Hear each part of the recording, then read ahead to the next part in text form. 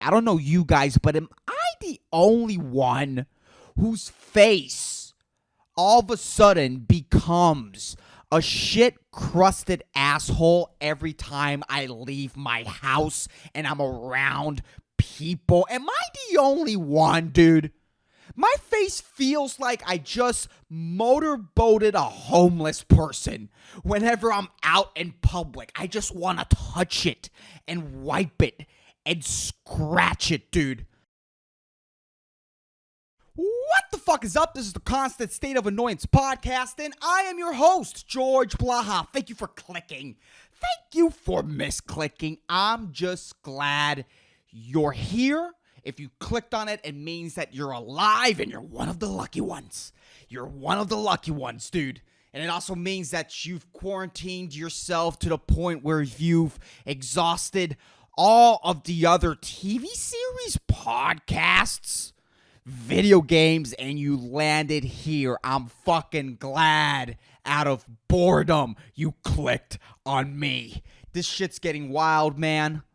You know, I did, and we're gonna be here for the long haul, and I can't fucking stand it, man. I can't stand this, like, constant fear of something that I cannot see. I don't know you guys, but am I the only one whose face all of a sudden becomes a shit-crusted asshole every time I leave my house and I'm around people? Am I the only one, dude? My face feels like I just motorboated a homeless person whenever I'm out in public. I just want to touch it and wipe it and scratch it, dude.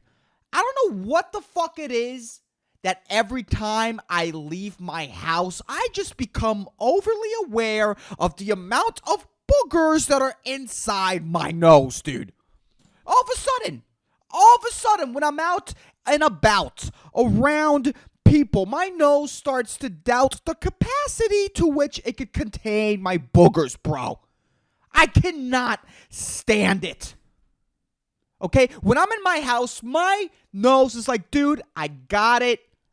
This is what I'm here for. I'm a backpack.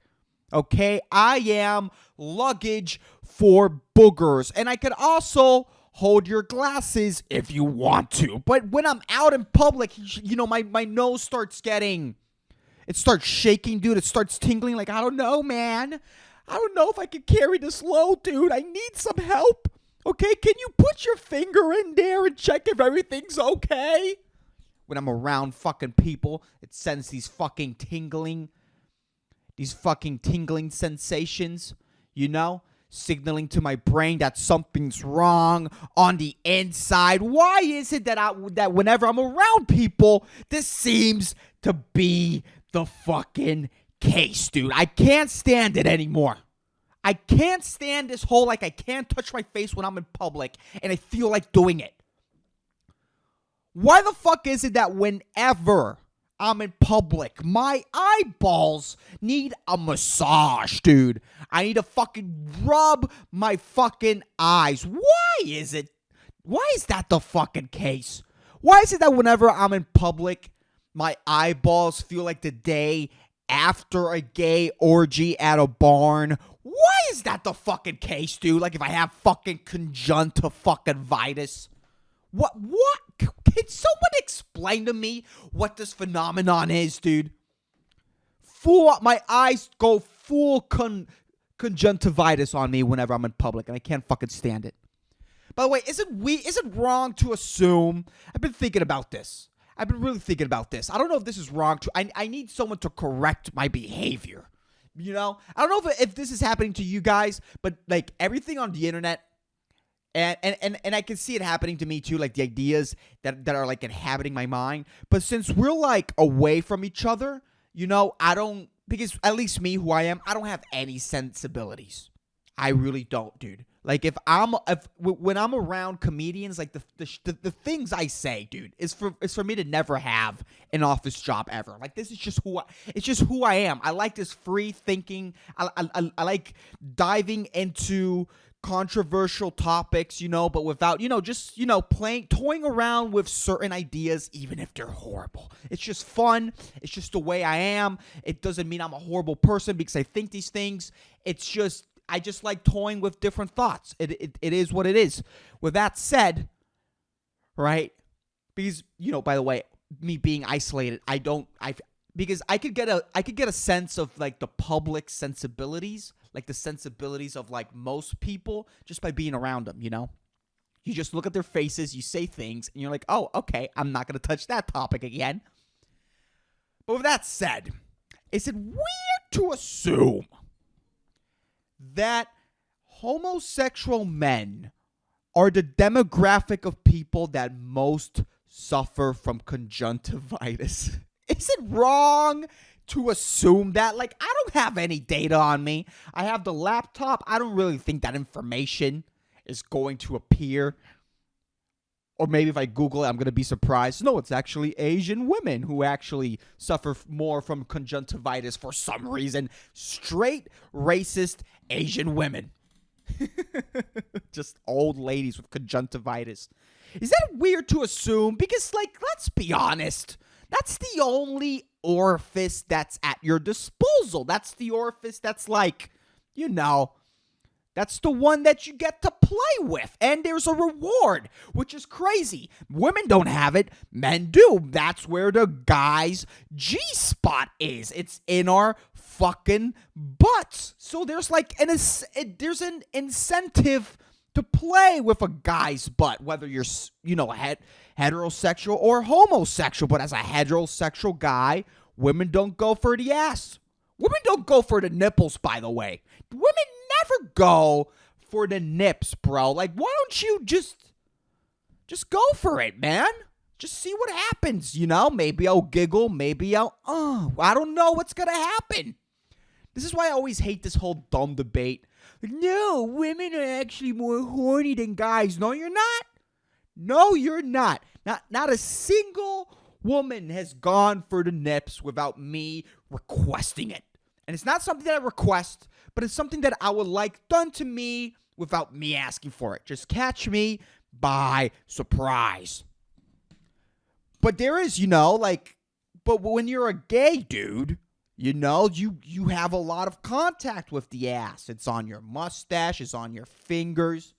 It's on your dick. You know what I mean? Like, and there has to be a moment where you just fucking rub your eyes during sex and you're like, fuck, not again. Is that like an actual problem? That being, because being gay has to be wonderful. You get to be sassy as fuck, dude.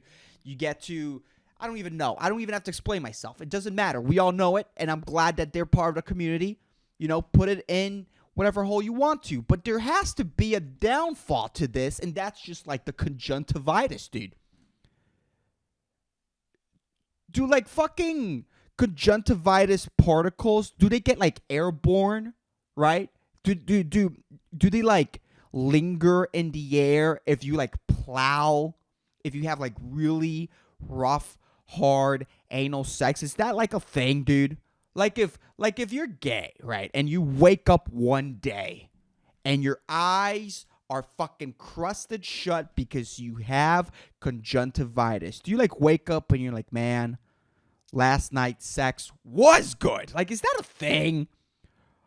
Or maybe not even gay people. How about people who just participate in orgies? Like, do those people get a lot of conjunctivitis, man? Whenever I see someone with conjunctivitis, I always assume that they have an interesting sex life.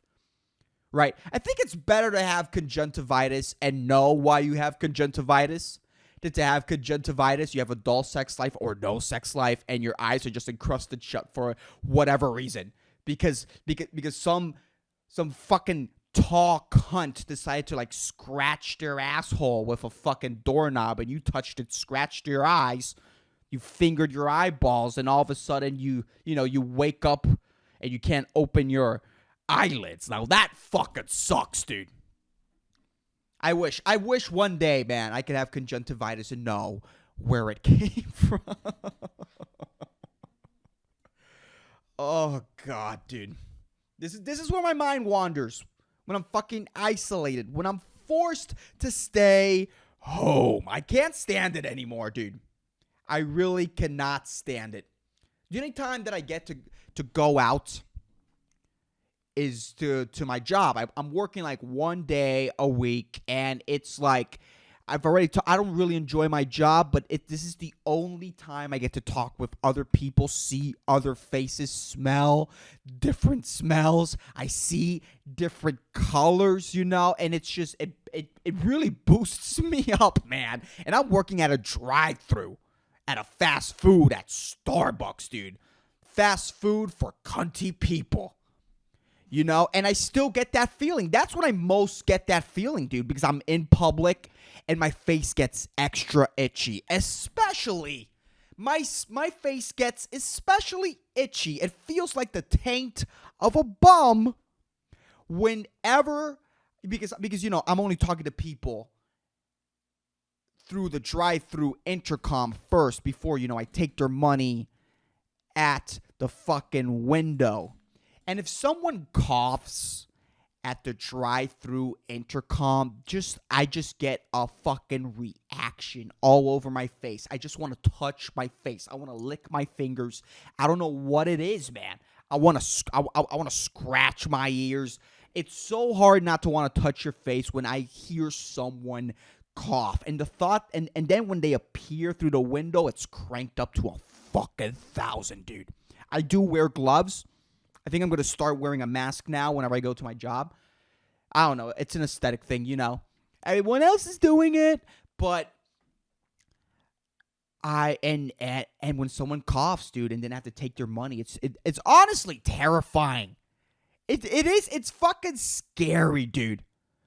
Really, if you cough in the intercom of a fucking fast food, dude. If you're coughing through the drive-thru of a fast food, the fast food employee should have the right to throw hot water in your fucking face. Not out of spite, not to hurt you, but to just disinfect the infected area. For the employee's safety, they should take hot water and chug it in your coughing infected face, just to feel more secure. It's a sick fantasy of mine. A sick fantasy. But and I don't know, but when that happens, I feel the tingles in my fucking face whenever I'm fucking in public, man. I don't know what is that feeling, by the way? Does it have a name? Does this phenomenon have a fucking name? By the way, I love that word, phenomenon. Boop, boop, boop, boop. Phenomenon. Boop, boop, boop, boop. But does that phenomenon have a name, dude? Like, what is it? What is it that I'm experiencing? Why do I feel this obsessive need to touch my face when I know that it could maybe be deadly? Like, it has to have some sort of name, man. And I don't know what it is. I don't know what it is. Am I subconsciously suicidal? In the back of my mind, do I really desperately just want to get this life over with? What is it? Or is my fucking immune system just cocky as hell, dude? Is my immune system like, you can touch your face. Stop being a bitch. I got you, bro. I got you. What? You think that some Chinese virus is gonna fucking make you leave this planet? Not on my watch. Just like most things that are made in China, this fucking virus is also easy to fucking break. And it's not gonna last long. It's fucking cheap. Bring it on! Maybe that's what my immune system is telling me. It's communicating to me. Because really, let's be honest, I don't get sick that much. I'm not a sick person. I don't. So I don't know if it's just like my immune system communicating to my subconscious, like, dude, just stop being a bitch, scratch your face, Like you've done open mics in dirty ass places. You'll be fine. You've challenged me enough. I remember we used to do, man, and I used to love those open mics. They were the best open mics. We used to do these open mics in this one place. And it was just in this dirty place, but it was perfect because it was a dirty place for just comedy. That's where comedy should be done. I'm pretty sure that fucking blood, cum, shit, piss, and pus have touched the fucking couches where the people would sit to watch us try our dumb dick jokes. I swear to God, it was a dirty, dirty place, and I didn't mind. And I used to go there. I used to sit on those couches and scratch my eye with no problem. So I don't know. I don't know if my immune system thinks he's a tough guy, and he's underestimating the power of this motherfucking virus. I really don't know what it is, but I wanted to stop. And I hate this. I really hate this like mental struggle whenever I'm out in public, whenever I'm around people, this whole like mental dynamic that we have with each other, because I know that I'm not the only one going through this shit. This whole dynamic that we have, like, oh my God, I touched a guardrail. Oh my God, I can't scratch my face. I can't touch anything. I need to sanitize, dude, every 10 minutes. Like, we're all paranoid. We're all afraid, dude. And and rightfully so, because if there just so happens that the guardrail that you touched and then licked your finger afterwards has coronavirus, you're in for a bad time, man. You're in for a very bad time. Maybe a mortal time. Maybe you just have 2 weeks left. Like, you don't know. So we're all like panicking, and it's exhausting. It's mentally exhausting, and it's something I don't want to go through anymore, dude. And we are in the long haul. There's like minimum, 3 more months of this bullshit? It sucks. It seriously sucks, man. And the crazy thing is that, like, there's most likely not coronavirus. Coronavirus is not sitting in one of your $5 bills in your wallet. It's most likely not under your shoe. Coronavirus is most likely not around you. It's most likely not there. It's most likely not inside the person that's next to you. It's most likely not there. But we don't know that because we can't see it. The humans, we were not equipped with the ability to easily perceive viruses. We don't have that. So we don't know where it might be, and we're all terrified, dude. And it's just exhausting. And the thought that there's going to be more of this, it's just fucking wild, man. It is. But do you know who has to be exhausted as fuck right now? Do you know, this sucks, but it could be worse. Could you imagine being a nurse that just hates her job? That has to suck. Everyone's calling you a hero, and there's just the tension on your fucking forehead has to be off the charts, bro. Being a nurse that hates her fucking job. And there's a lot of nurses that hate their job. In every fucking field, there is someone that despises what they fucking have to do. There's someone that groans hard every time they wake up in the morning and it's a work day. And that's just the case, dude.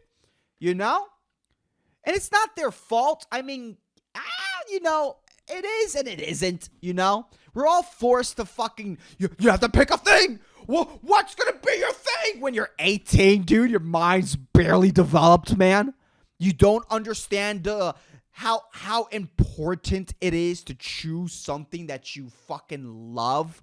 You don't understand that. You don't understand the concept of money. Some people do. I'm not saying everybody, but there's, like the people in the middle, if there's a fucking bell curve, the people where the bell curve fucking peaks, those people, we haven't had enough life experience to understand what we like yet.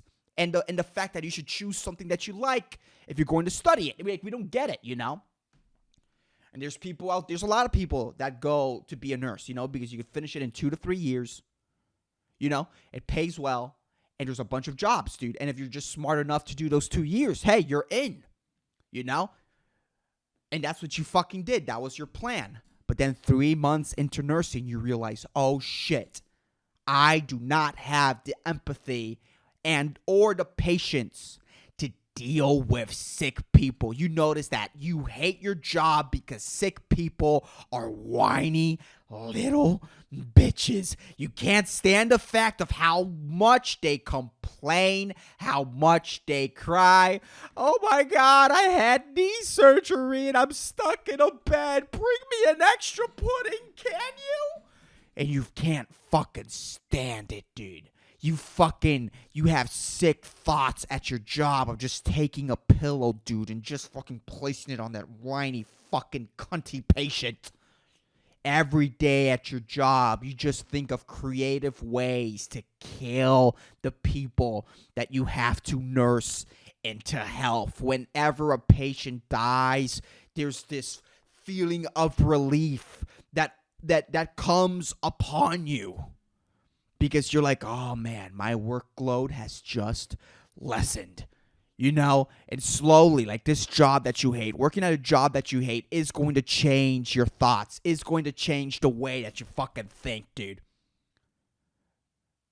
And then the coronavirus happens and your workload has just significantly fucking increased. And every time you go to a fucking work shift, you're putting your life at risk. Now that's an existence I am glad I do not fucking inhabit, dude. I'm so glad I'm not that person. Being a nurse that hates just has to be horrible because you don't take that into consideration, dude. There hasn't been anything this severe and dramatic in years. So if you're like fresh out of nursing school, this wasn't something that crossed your fucking mind. Has to fucking suck, dude. It has to suck. But it's crazy, man. But nurses and doctors are the heroes of this chapter of history. They really are, man. Like, they are on the forefronts of this fucking crisis day in, day out, laying their fucking lives on the line to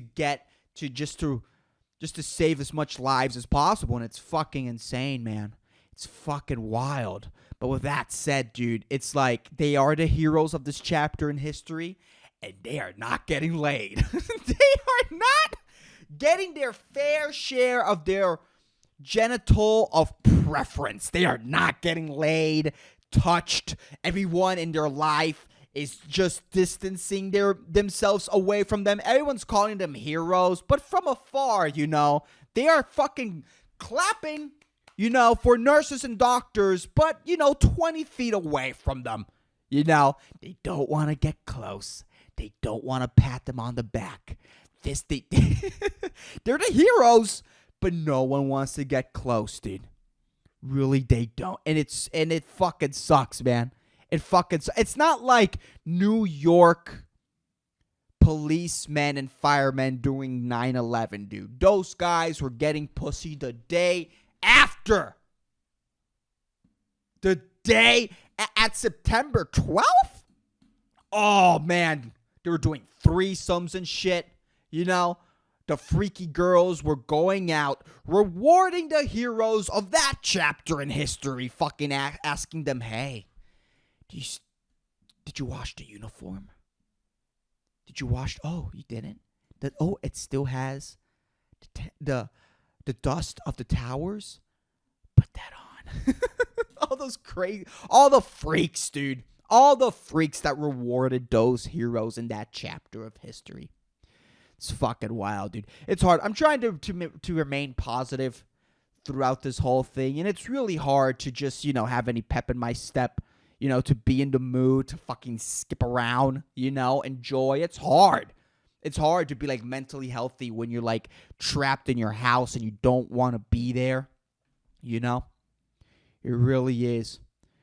It really is. It's really a time to, like, I've been thinking about this a lot. Like, a lot of us, and not all of us, and that's fine too. That's really okay. But a lot of us have some ambitions that we haven't, pursued or we either have a cheap excuse or we have, a day job that requires a lot of time and energy, and we get home, we're tired, and all we want to do is just eat our food, sit, and fall asleep watching TV. And that's okay.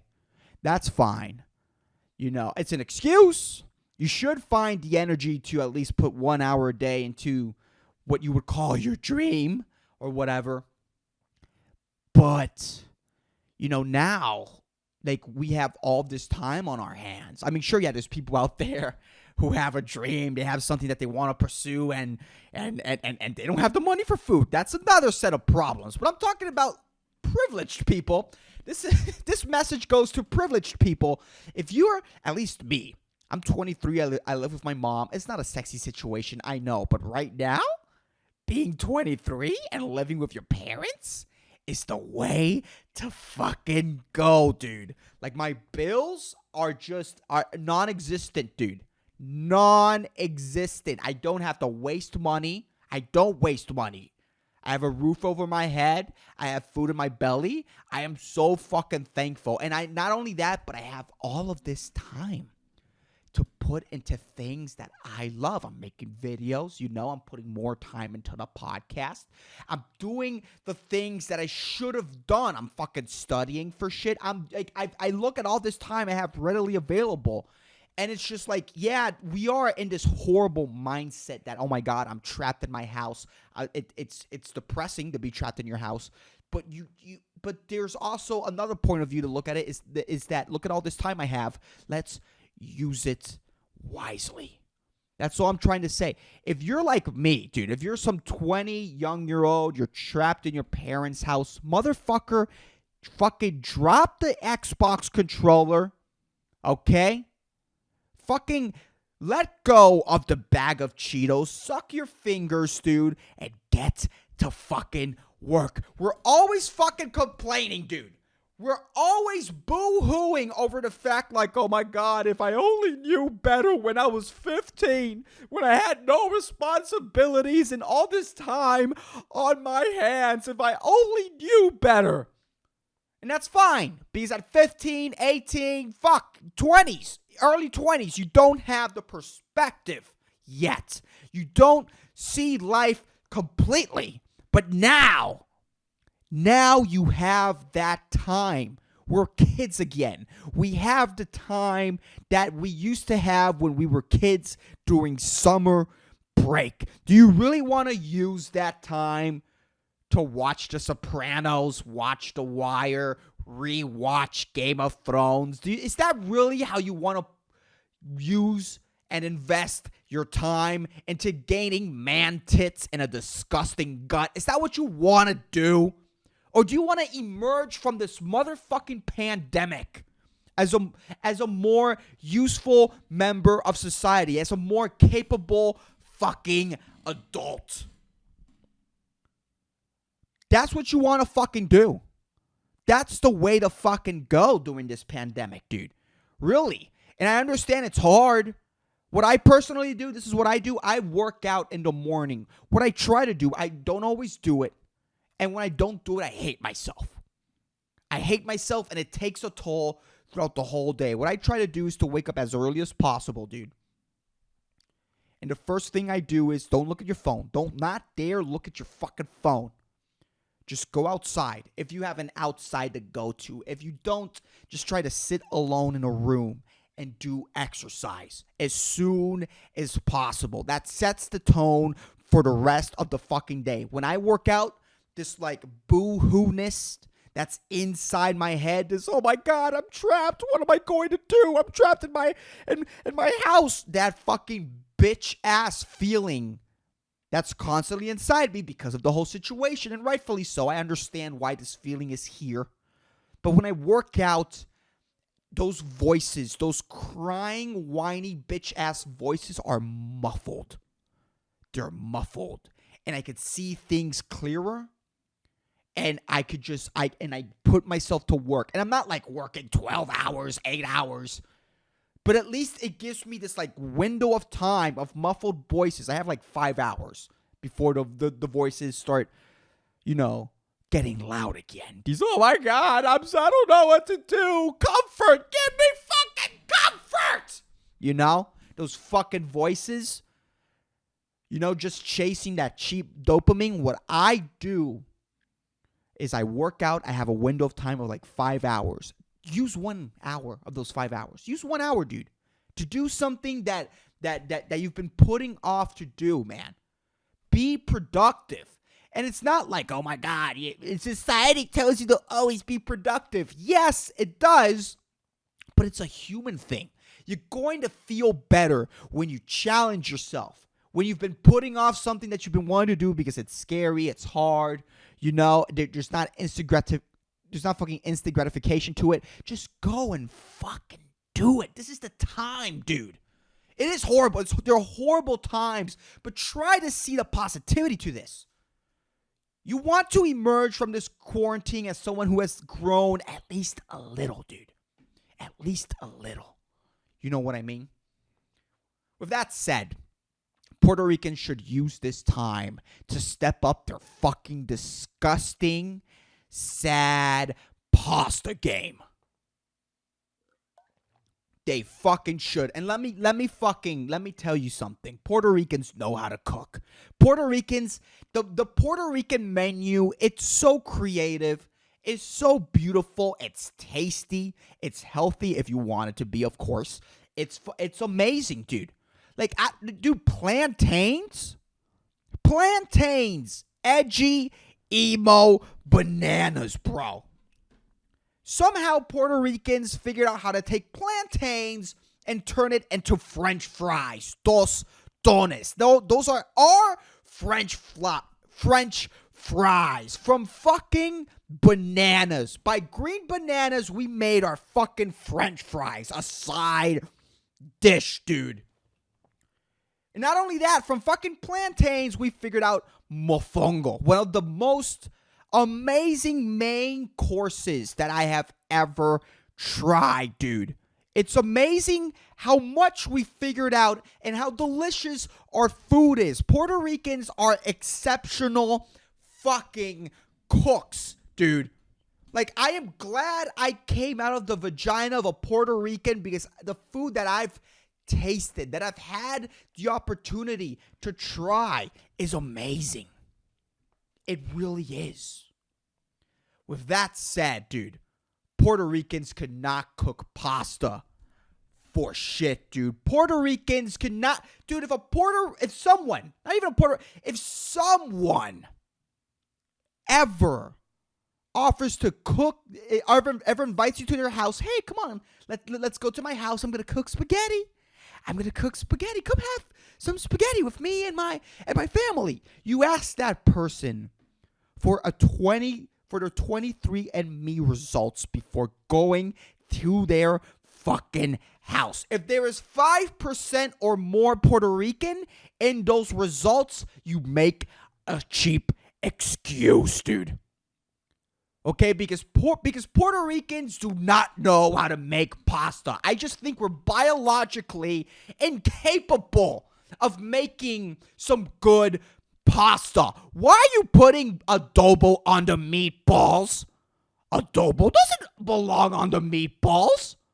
Why are you putting sofrito in the what is supposed to be marinara sauce? That's not where that goes.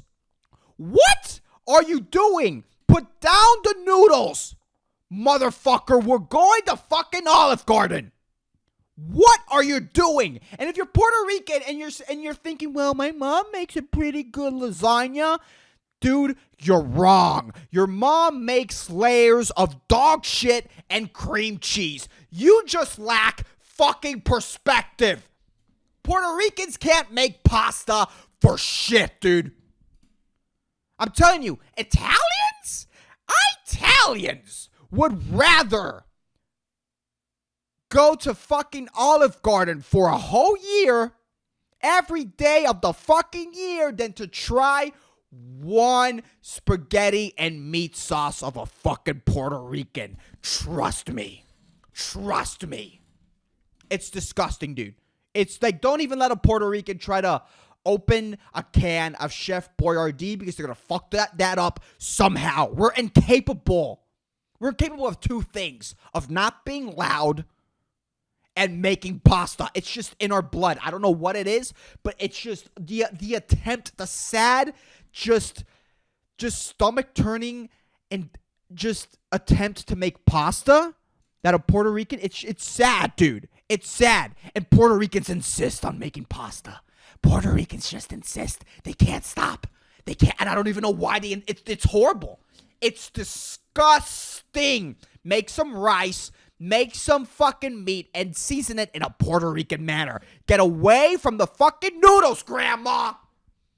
The fuck are you doing? You know, I just had a hard day at work, and I have to come home to this. You should have told me. I would have gone to Burger King.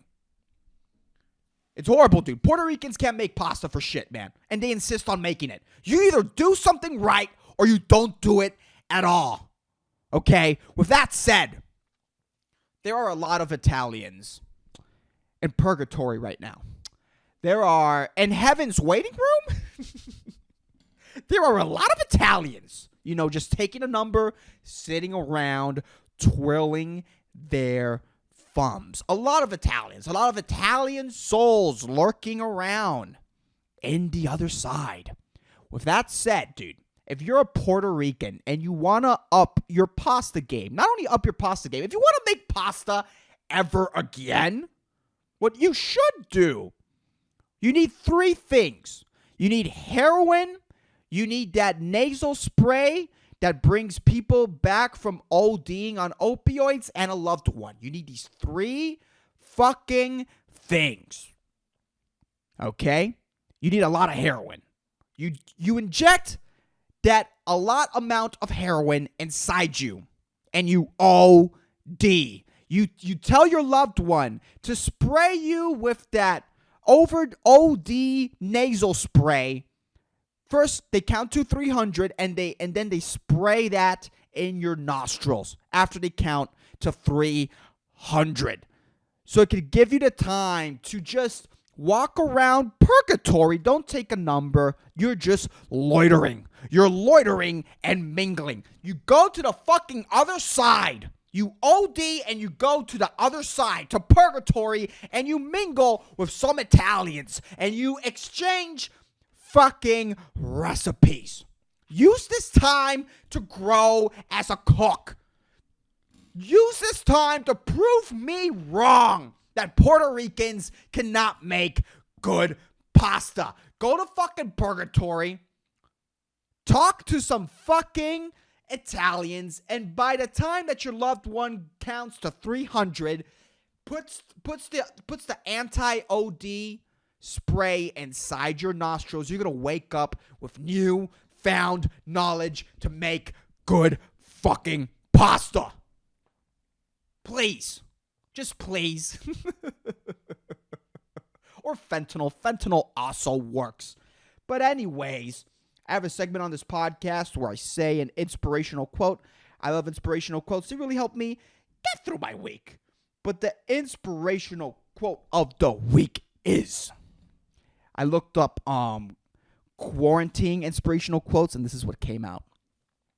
Your motive to be near to the window is your motive to be close to life. This is a really nice quote, dude. It means that we do want to live. If you feel frustrated, that if this quarantine just puts you into this constant state of frustration, I need to go out. That's your will to live, motherfucker. And never forget about that. But also, this quote, your motive to be near the window is your motive to be close to life, was originally said for people that work at cubicles and want to die. Anyways, that's the podcast. I hope you motherfuckers enjoyed it. If you're not following me on social media, please follow me. I do videos. You should check those out. Follow me and the podcast on social media, on Instagram and on Facebook. And on Twitter. All that information is on the episode notes. And if you really enjoyed this podcast, hey, share it with a friend. That really fucking helps. But anyways, I'll keep you motherfuckers posted. Use your time wisely, dude. That's all I'm trying to preach here, dude. This is fucking devastating. But there's some of us out there that have an opportunity, and all you have to do is just get out your fucking ass and do it.